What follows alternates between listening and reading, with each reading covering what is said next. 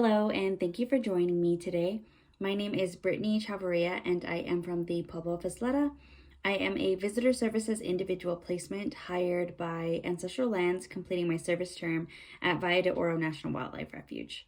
Along with that, I am New Mexico's state coordinator for the Junior Duck Stamp Art Contest this year.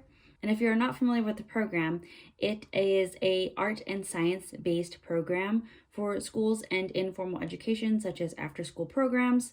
And it is developed by the U.S. Fish and Wildlife Service to teach greater awareness of our nation's natural resources. Every year, the winning artwork will be turned into a stamp, and all of the proceeds that are raised from sales will actually help fund educational and environmental programming.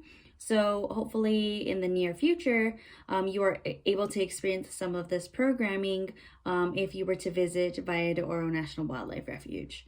In today's video, I will go over how to use references when preparing to draw your duck or your waterfowl for the art contest, and some basic researching. We will also discuss the rules of the contest, and later I will demonstrate how to draw a duck and start out, super simple, and techniques to work your way up to make it realistic if that's what your end goal is, or how to incorporate other techniques such as painting, like watercolor, using oil pastels, crayon, colored pencil, and even messing with things like tissue paper and doing something more mosaic if that's what you would like.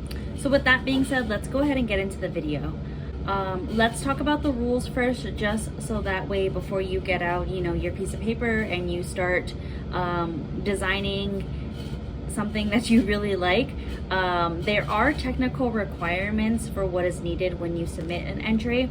I'm gonna go ahead and list them off here, and I will try and insert them as we go along, somewhere on the screen. But if I happen to miss anything, or if you would like to see the entire list of rules, you can also go to the FWS website and view more in-depth information about the contest and view all of the rules as well as all of the eligible species that you are able to draw.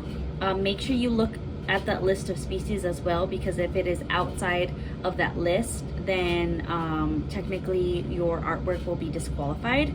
And I will make sure to link that website in the description as well, or somewhere is at the bottom of the video, so that way you can find that very easily and you're not having to search everywhere for it. But the technical requirements and the rules for submitting an entry is the physical size of a submitted artwork must be 9 inches by 12 inches. So make sure your artwork is on something of that size. It has to be less than 1/4 of an inch thick. So if you're thinking of using a canvas because you want to paint with acrylics or anything like that, your canvas size has to be less than 1/4 of an inch thick. Image layout must be horizontal. So remember, this is going to be portrait and this is going to be horizontal. So this is how you would want your orientation of the artwork to be laid out on this page. Images must be a live portrayal of native North American ducks, swan, or geese. Again, you have to refer back to that list of eligible species, and if it is anything other than what is on the species list, then it will be disqualified. So I just want to stress that, because I know if you put a lot of time and effort into this artwork, I would hate for your artwork to be disqualified. It may be multicolor, black and white, or a single color. It can be done in ink, paint, pastel, crayon, pencils. Techniques may include scratchboard, airbrush, linoleum painting, paper collage, dry brush, cross hatching, or any other technique that you can think of. Whatever you would like to go for, as long as your material isn't more than 1/4 of an inch thick, you're free to try any of the techniques that you may like, or maybe that you just want to experiment with and see how it turns out. No photography or computer generated art is accepted. So you can't just go out with your camera, take a picture and submit that. It has to be hand drawn, or it cannot be electronically like created through any like Photoshop or any like graphic design art, if that makes sense. It has to be hand created, painted, drawn, all of that good stuff. It must be done from your original artwork, meaning that it cannot be plagiarized. So that also includes if you happen to find a really nice reference photo that you would like for your drawing to be inspired from, you can't go and just trace the outline of the photograph or anything that you see, because that is not your photograph to be copying, if that makes sense. Let's see here. Again, there is tips for references on the FWS website that you can look at. Or if you would like to, I should have mentioned this at the beginning of the video, but I will mention it again if you forget. If you would like to, you are more than welcome to also reach out to me at my email. It's going to be Brittany, that's spelled BRITTANY _ Chavarria, CHAVARRIA at fws.gov. So if you would like to get more information or figure out whether or not what you want to do is appropriate, or if it goes against the rules or anything like that, feel free to reach out to me. No lettering, words, signatures, or initials may appear on the front of the artwork, as they may be they may influence judges. So if you want it to remain anonymous, meaning that you don't want the judges to know who the artwork is done by, because then you don't want that to influence their judgment on how they rate your artwork, or whether or not it moves forward. So you want to avoid putting any signature or anything like that that includes your name. Entries cannot be matted or framed, so just leave them as is. If this is your artwork, don't put a frame around it, don't put it in a mat, just leave it how it is and go ahead and mail it in. There should not be any border around the image, so again, going back, no frame, nothing like that. And before mailing, please remember to attach the signed entry form to the back of the entry. So if this is your artwork, you want to make sure to tape all of your entry forms, or tape your entry form to the back of the form. And please include a reference form. Again, all of these documents can either be found on the website, or you can reach out to me and I will be more than happy to provide these documents to you. Another thing that I do want to mention before we move forward with showing the required forms is you are only eligible to join in the Junior Duck Stamp Art Contest if you are in kindergarten through 12th grade. After that age limit or that age requirement, you will no longer be eligible and you will need to enter in the Duck Stamp Art Contest, which is for adults. If you would like more information on that, because this video will not be covering the Duck Stamp Art Contest for the adults, you will need to visit the FWS website. You can do that either by searching up Duck Stamp Art Contest and finding the FWS website, or you can use that link provided. It just will direct you to the Junior Duck Stamp Art Contest, and you will just need to search up at the top for the Duck Stamp Art Contest. I just want to make sure that you are aware that they are different art contests. One, again, is for kindergarten through 12th grade, which is the Junior Duck Stamp Art Contest, and one is for ages over 12th grade, which is the Duck Stamp Contest. They are titled very similarly, so please make sure you do not get those mixed up to make sure that you are submitting your entry for the correct contest. Next, let's go ahead and get into the entry form that you will need. This form just requires you to fill out some basic information as to what grade level you are in, some personal information as far as your first and last name, your address, so that way when we send these entries back to you, we will already have that. It also has you fill out information as to the title of your artwork, species of the bird and the material or the medium that you used. This area in the box here will be either for your parents or for your teachers to fill out. And lastly, just some reminders that you will need before sending out your entry. So like when the deadline date is, which for New Mexico, it is going to be March 15th. So make sure you mail this taped to the back of your artwork and mail it all together by March 15th. And then also, this is just an authenticity statement that you will need to sign. This pretty much just states that you did not copy, and this is your own original artwork. So that is very important for you to fill out. Let's see. There are also Spanish versions of this form. It actually shows you a website down here that you can go to. Again, it is also available on the FWS website. All the PDF versions are there for you to print out, or you can reach out to me and I can provide you the Spanish version of the form. There is also a reference form that you will need to mail in. Unfortunately I do not have it, but it is a form that looks similar to this, except it's just going to be labeled reference form, and it's going to have a bunch of lines on the page. And that just allows you to list all of the references that you used to create your drawing. I also have forms on tips on the use of references. So if you would like a form on references and how to avoid copying and plagiarism, I can also provide you with that.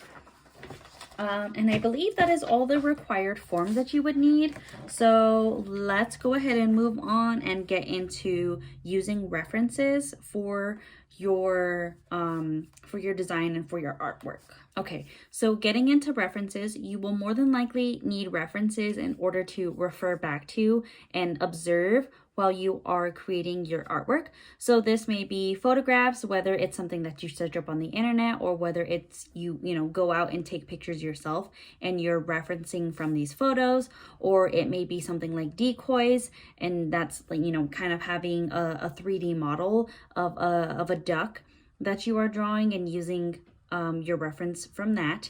Or even if that's going out to the bosque by the river, sitting outside your house, doing anything that you can to observe wildlife, and sitting there and maybe having your sketchbook and drawing what, a wood duck looks like, or a goose, anything like that. So a couple of examples that I have here of reference sheets would be something like this. This is just showing a Canadian goose in different positions. So whether that's swimming in the water or, standing on land, showing different details of like their bills, their wings, their plumage, meaning like the feathers. Obviously, paying attention to the color of them. So, noticing that they're cream here, they're, black on the neck and the head, and they have this cream or this white stripe on the neck, the dark brown feathers and how they get lighter as you come up to the front. Looking at the feet, and also just making sure that you're paying attention to the size. There may be different sizes within a species. So, if this is something that you were wanting to draw, the Canadian goose, just making sure that you are drawing the correct sizes when it comes to the species. So pretty much this just shows the difference of the northern US Canadian goose versus the cackling Canadian goose of Alaska. So if you wanted to, draw either one of these, just making sure that your sizes are accurate. So that is a reference that we have there. Another thing, or another page that we have, is of the Trumpeter Swan. So again, just noticing little details like their feet, their bills, again, their feathers and how they lay, the color of the feathers, the color of their eyes and their bills, what they may look like as young swans, and then again different positions that you may want to capture them in. So whether that's swimming in the water and getting the little details like the movement of the water and also the reflection of the swan on the water, or even if you wanted to capture a swan, flying. So just making sure that the wingspan looks proportionate to the body, that the feathers are laying the way they do whenever they're flying in the wind. If the wing is, you know, up, pointed up in, you know, mid-flight, or if it's, you know, making a movement to flap down, just making sure you also get that movement if, you know, there are different positions that you are wanting to try. Another one that I have here is of the wood duck. So again, just different orientations of them. So, you know, we have one standing on a fence post here, and just noticing how the neck looks stretched out and how long the legs are, the colors of the wood duck, and how the feathers, you know, lay on its head like a mullet. You know, and how the neck looks compressed whenever it's sitting.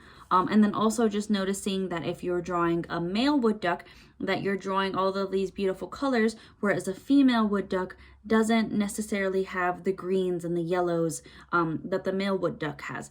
They're more brown tones and cream tones. And then also the difference in the feet. You know, the wood duck's feet are webbed, but they look like they have really sharp claws. So just making sure you're referencing the correct anatomy, the correct size, the correct color, the correct gender. Let's see here. Lastly, I have a reference sheet of the mallard duck. So, you know, maybe it being similar to a wood duck, and, you know, for me, sometimes I get these ducks confused at like first glance because they have somewhat similar colors. Noticing how they have like a really deep colored green head with a bright yellow bill. The colors that they have here on their wing, the bill, and how it's different, maybe a different size or a different shape than the mallard duck, or sorry, the wood duck. See what I mean?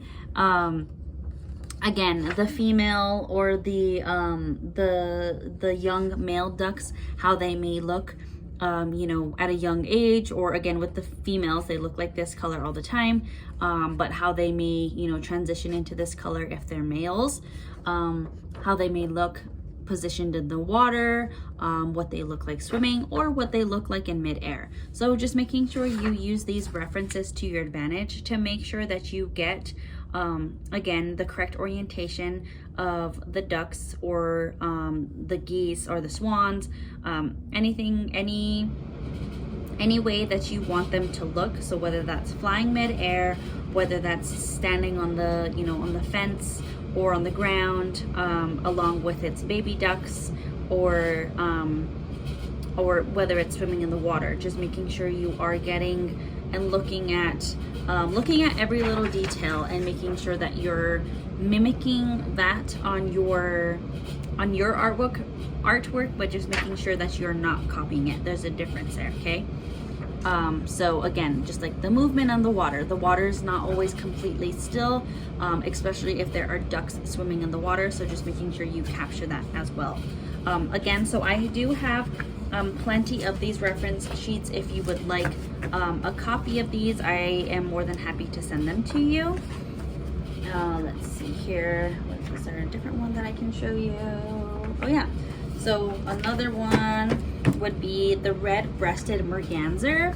So I like this stuff because he looks like he's got like a cool mohawk going on. The females versus the males, and the babies, what their feet look like. And this is what I meant by the different orientation of flying. So some ducks are captured with their wings up, and some are captured with their wings down, just like this. And what they look like as far as like the size of them, and standing rather than flying, or maybe they're swimming.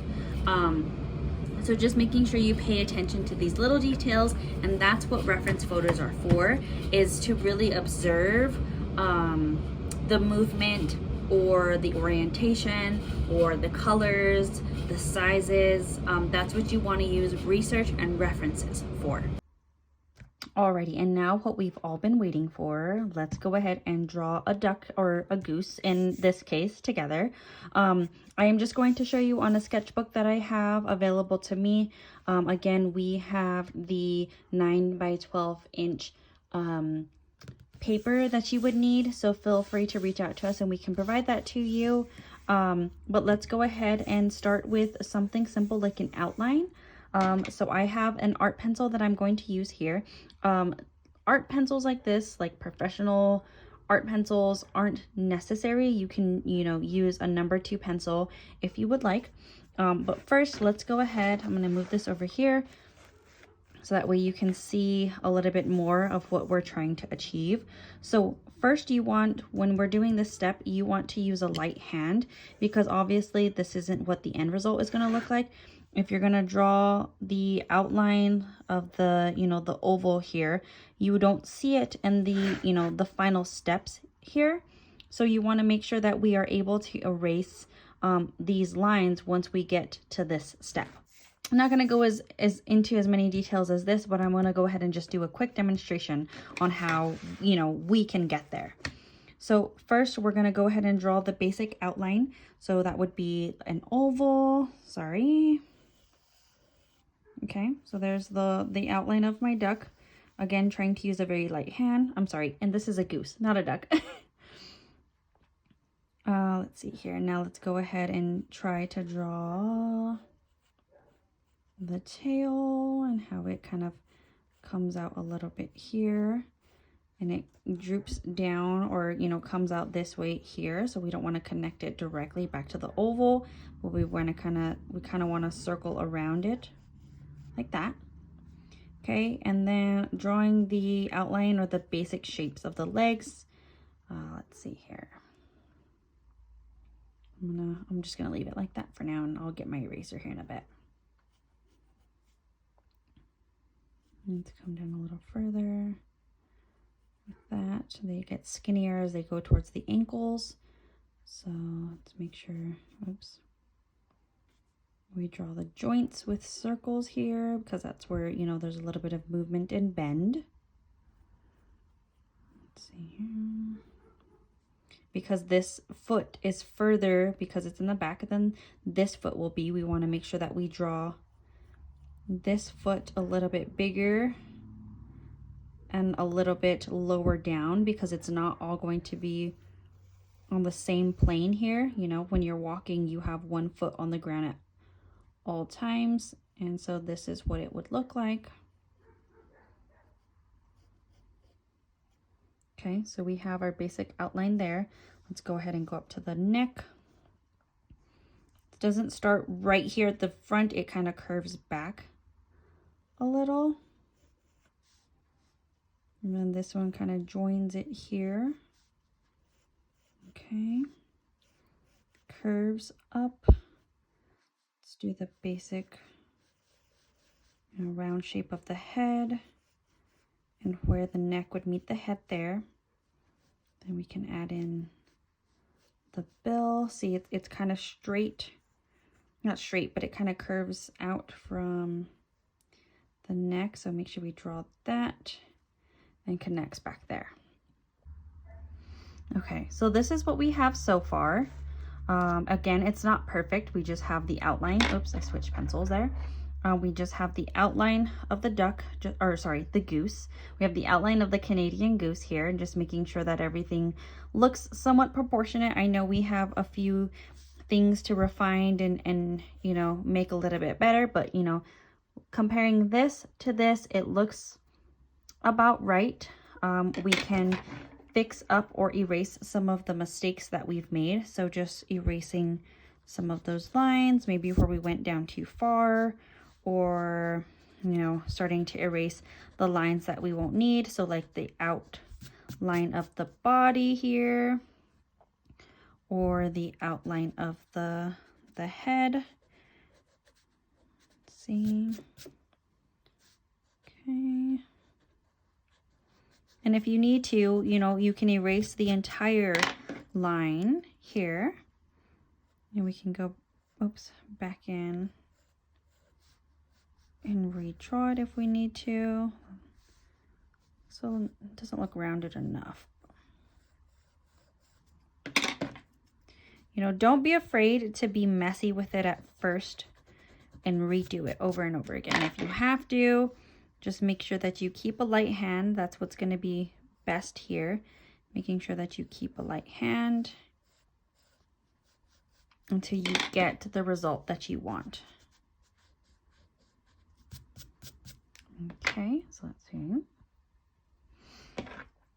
Then let's go ahead and move this over so that way we can see what our next step would be. So let's see here. Let me fix up this line here so you can see it a little bit better.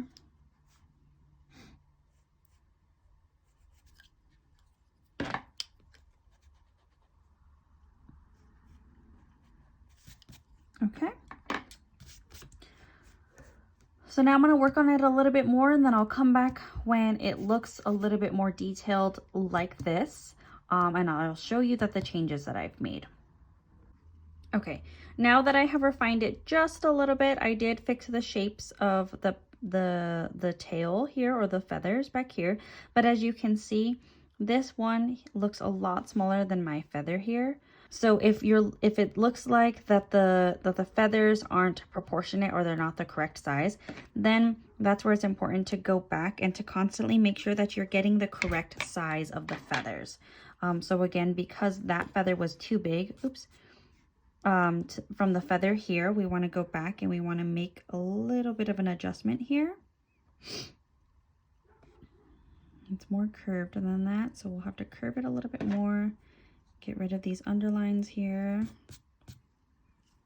And this line here doesn't quite meet right up at the tail like that. So we wanted to point it out a little bit. Start that underline from about right here and connect it back. And then this line here kind of curves and gets close to this line. So we want to, I started to draw the feathers, but I noticed I wasn't going down far enough. So there was a too big of a gap from these feathers to the bottom of the goose. So then I created that general outline of where I wanted those feathers to end up at. So that way I could correct the placement of the feathers.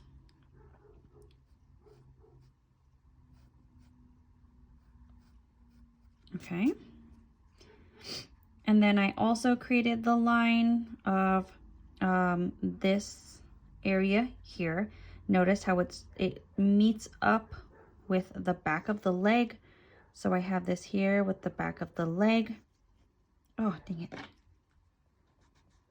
Okay. Can erase this a little bit more and make it a little bit more refined. And then what it does is it meets with this line here, and it's about in the middle. So if you're looking at it at the width of the body, this line is about in the middle, halfway through, you know, the overall size. So we want to make sure that this line is also somewhat in the middle. It looks like it can be shifted up a little bit. So we're going to go ahead and erase that line. Let's see here, and it looks like it curves up. So this is more circular than what mine was. Mine was a little bit more oval. So if we wanted to go up a little bit with it,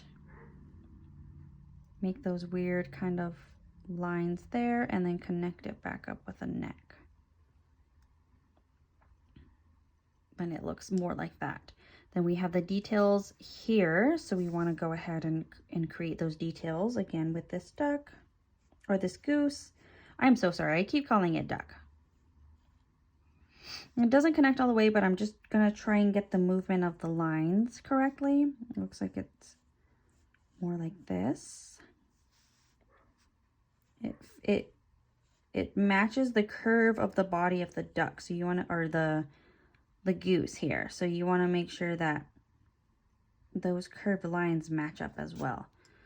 So it's looking a little bit like that, except there are no, I did draw on it a little bit. There are no lines, none of the lines connect here in the middle. So we can go ahead and get rid of some of those connecting lines and some of those lines to make it match up a little bit.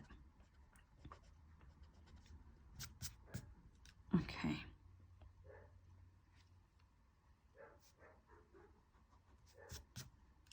Okay. We have that there, and then we have the line here at the neck. So we want to start it connecting with this line here.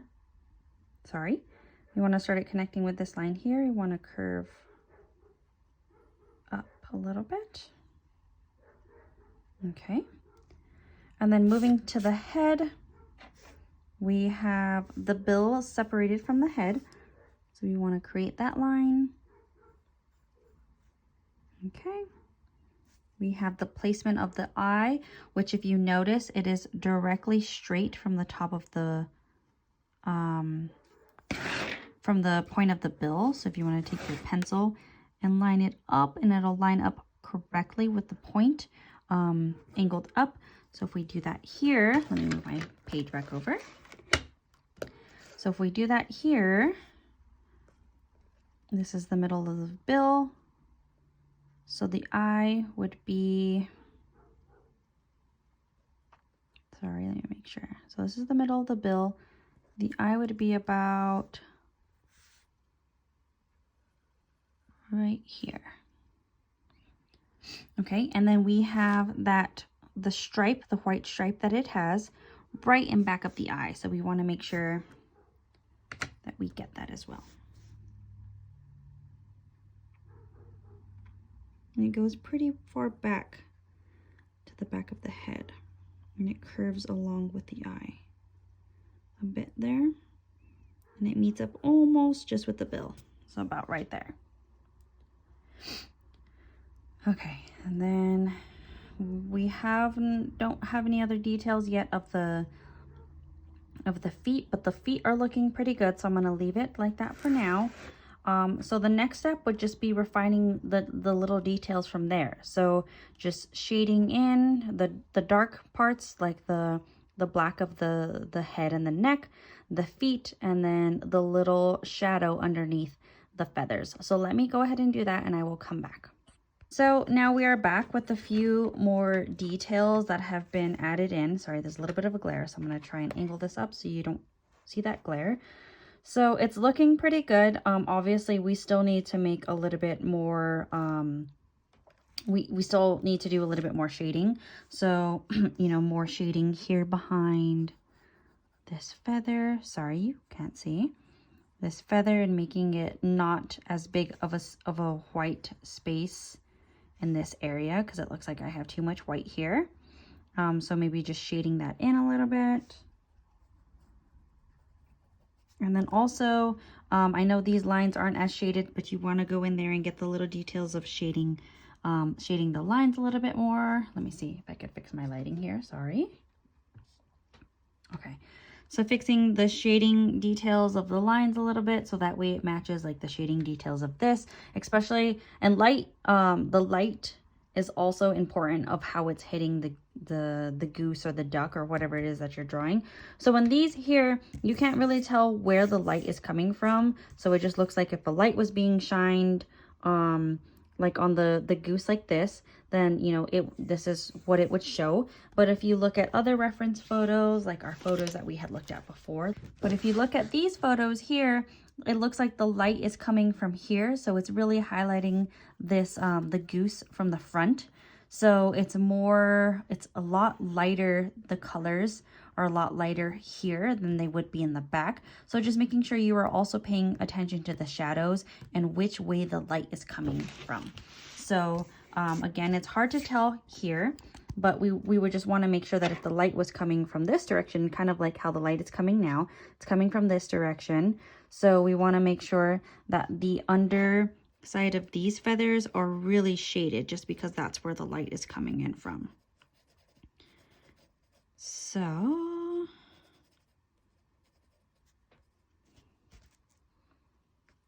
that's what we have here.